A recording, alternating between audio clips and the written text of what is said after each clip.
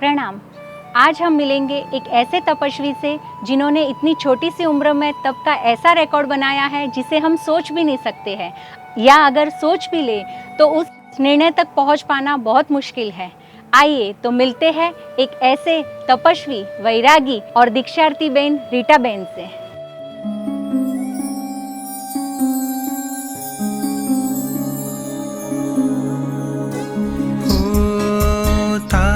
शासननो छु प्रेमी सदायनो तारा शासननो उरुणी सदायनो सेवक छु सैनिक छु तत्परता आप जो सेवक छु सैनिक छु तत्परता आप जो केसरियो रंग जिन शासननो आप जो केसरियो रंग जिन शासनो आप जो केसरियो रंग जिन शासनो आप जो। प्रणाम रीटा बहन। प्रणाम। सुक्षातमा। देवगुरु प्रसाद। तप करने से शरीर को कष्ट पहुंचता है, ये देख सकते हैं, महसूस कर सकते हैं, फिर भी आप इतनी बड़ी बड़ी तपस्या कर रहे हैं, उससे आपको कौन से सुख की अनुभूति होती है?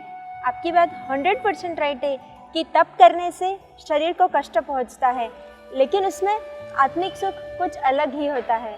जैसे पानी को गर्म करना है तो पहले तपेली रखनी पड़ती है और उसके बाद पानी डालना पड़ता है। पहले तपेली गर्म होती है, बाद में पानी गर्म होता है। उसी तरह जैसे तप करते हैं तो पहले शरीर तपता है और बाद में आत्मिक सुख की अनुभूति होती है। ये मैं आपको एक एग्जाम्पल के द्वारा बताना चाहूँगी। मेरे पापा दिन भर दुकान में मेहनत करते हैं और जो कमाते हैं तो किसके लिए कमाते हैं? हमारे लिए। क्यों? तो हमको सुख मिले, सब हमारे एन्जॉयमेंट्स पूरे हो। एन्जॉयमेंट्स पूरे हो यानी क्या? उससे हमको प्रसन्नता मिलेगी। सुख यानी क्या? सुख यानी आनंद, प्रसन्नता, शांति। इसकी जो अनुभूति होती है, इसकी जो फीलिंग होती है ना, उसी को सुख बोलते हैं। पापा हमारे लिए मेहनत करते हैं, उसके लिए पापा दिन भर शॉप में खड़े होते हैं, तो पापा को कितना श्रम पहुंचता है शरीर को। पापा को भी शारीरिक तकलीफ तो होती है, सही बात है कि नहीं? इसी तरह जैसे मैं तप करती हूँ लेकिन वो उपवास होता है तो जितने जीवों को अभयदान मिलता है, उतने जीवों को आत्मिक शांति मिलती है, उनको जीवन दान मिलता है, तो उनकी प्रसन्नता उसमें है। और उनकी प्रसन्नता को देख मुझे भी खूब आनंद होता है। मेरे पापा जैसे खुद श्रम लेके हमारे सुख की चिंता करते हैं, वैसे मुझे भी जो सूक्ष्म सूक्ष्म एकेंद्रिय, बेंद्रिय, तेंद्रिय, पृथ्वी, अप, तेयु, वायु काय के जो जीव है, वनस्पति काय के जो जीव है, उनको अभयदान देने में उनको जो सुख मिलता है, उनकी सुख की अनुभूति को देख के मुझे भी सुख मिलता है।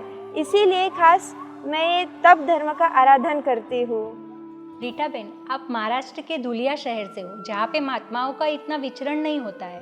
फिर आप साध्वी जी भगवान को कैसे मिले और उनके साथ का पहला अनुभव आपका कैसा रहा? जब मैं छोटी थी ना, तब घर पे ऐसे ही बात चलती थी, मुझे मार्सेप के पास जाना है, दर्शन वंदन को जाना है। तो घर पे ऐसे ही बात चलते चलते घर पे बताते थे कि मार्सेप के पास नहीं जाना चाहिए, वो है ना ओघा घुमा देते हैं और पकड़ के दीक्षा दे देते हैं, या तो सर पे है ना कुछ वासक शब्द डाल देते हैं, फिर आपको दीक्षा ही लेनी पड़ती है। उस डर से पहले तो मार्सेप के पास नहीं जाते थे।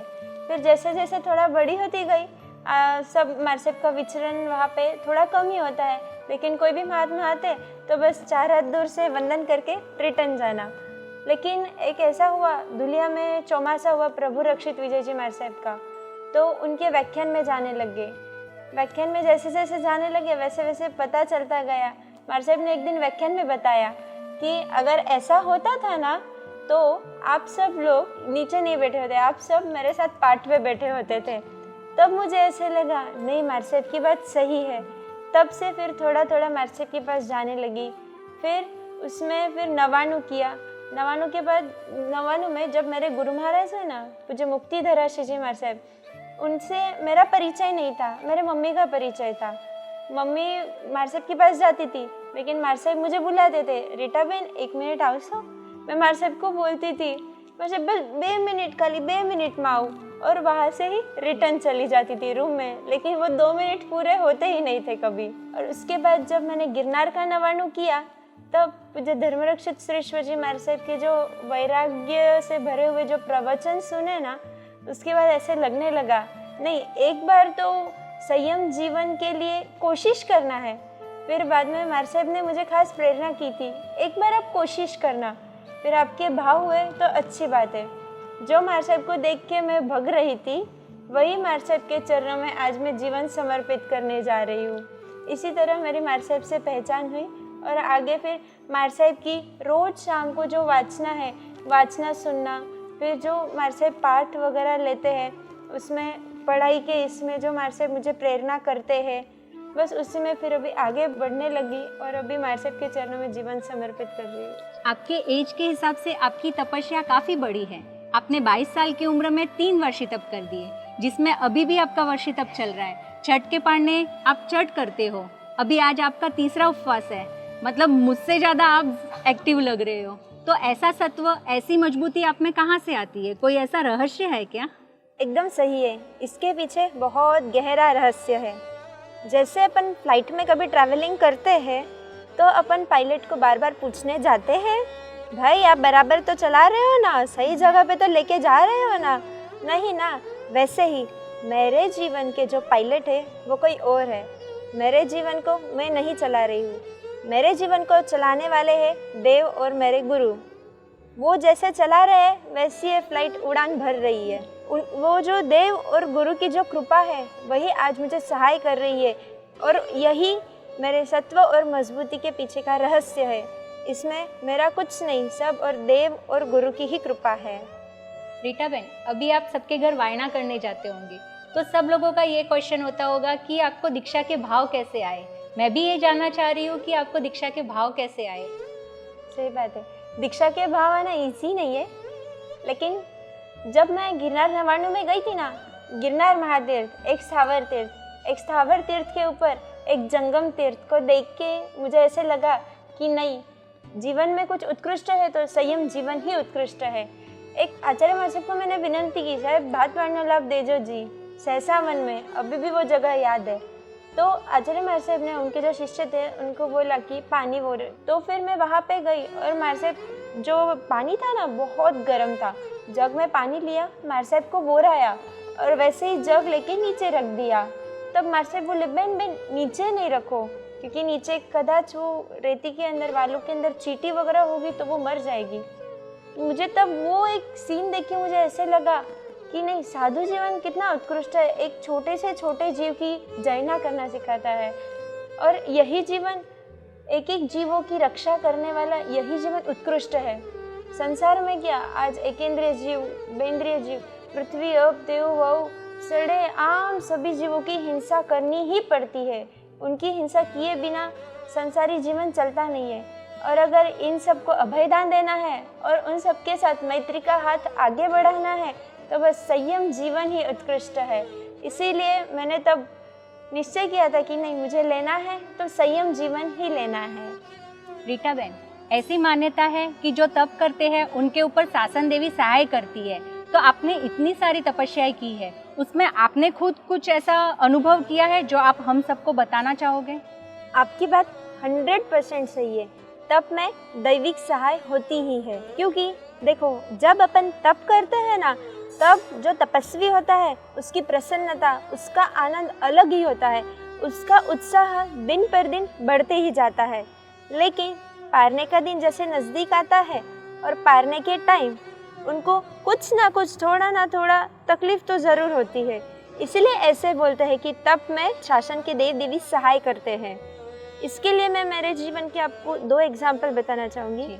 इसमें पहला अनुभव तो ऐसा है, जब हमारे दुलिया में चौमासा था, पूज्य प्रभु रक्षित विजय जी महाराज साहब और पूज्य मोक्ष रक्षित विजय जी महाराज साहब का, तब प्रभु रक्षित विजय जी महाराज साहब ने हम सबको प्रेरणा की थी, उपधान करो, सिद्धि तप करो, वर्षी तप करो। तब उपधान, सिद्धि तप ये जब शुरू किया ना, तब बापा महाराज पूज्य मोक्ष रक्षित विजय जी महाराज साहब के मुख से हमने जो पहला उपवास का पचकान लिया, तब से जो हमारी आराधना शुरू हुई ना, उसके बाद याद नहीं कि कभी हमने छुट्टा भी कभी वापरा होगा। लेकिन जब हमारा वर्षी तप चल रहा था, तब बाबा महाराज का काल हो गया। तो उसके बाद हमको अभी टेंशन, जो हमारे गुरुजी थे उनके मुख से जो हम पचकान लेते थे बहुत शातापूर्वक होते थे, अभी हमें कौन सहाय करेगा। लेकिन अभी भी कभी अगर हम अटक जाते हैं और आंख बंद करके जब गुरुदेव का स्मरण करते हैं तो ऐसे लगता है कि गुरुदेव देवलोक से हमें आशीर्वाद दे रहे हैं और इतना एनर्जी फील होता है। तब ऐसे लगता नहीं कि कभी हम अटकेंगे। और शासन के देव देवी की सहाय कैसी होती है, एक ऑयलिंग की तरह होती है। गाड़ी तो चलती है लेकिन जब ऑयलिंग कम हो जाती है ना तो वो गाड़ी चलने में थोड़ा डिफ़िकल्टी होती है, लेकिन जैसे ही फिर से ऑयलिंग करते हैं ना तो गाड़ी एकदम स्मूथली चलती है। उसी तरह शासन के देवी देव जो होते हैं ना वो ऑयलिंग करने का काम करते हैं। और जीवन का दूसरा एग्जाम्पल बताऊंगी। मैं गिरनार नवाणु में थी, तब याद आता है गिरनार दर्शन की धर्मशाला में पूज्य धर्मरक्षित श्री शिवाजी महाराज के पास बैठी थी। अगले दिन से नवाणु शुरू होने वाली थी।